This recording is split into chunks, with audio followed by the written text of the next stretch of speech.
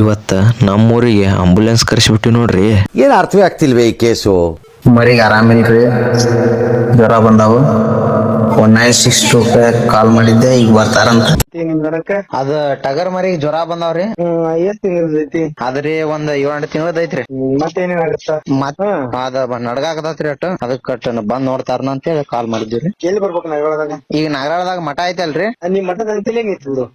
ಮಠದ ಅಂತ್ಯಾಗ ತೊಗೊಂಬರ್ಲ್ರಿ ಮರಿ. ಮಠದ ಅಂತೆಲ್ಲ ತಗೊಂಬಂದ್ಬಿಡು. ನಮ್ ಬದುಕೆ ಅವನ್ ಬದುಕು ಅಂತ ಅನ್ಕೊಂಡವ್, ನಮ್ ಜೀವನಾನೇ ಅವನ್ ಜೀವನ ಅಂತ ಅನ್ಕೊಂಡವ್. ಆದ್ರೆ ಅವನ್ಗೆ ಒಂದ್ ಜೀವನ ಐತ್ ಅನ್ನೋದೇ ಮರ್ತೋಗೋನ್. 10 ನಿಮಿಷನ್ಯಾಗ ಡಾಕ್ಟರ್ ಇಲ್ಲಿ ಅಂದಾರ್ರಿ. ಬಂದ್ರಂದ್ರ ಈಗ ಚಿಕಿತ್ಸೆ ಬಂತ ಗಾಡಿ.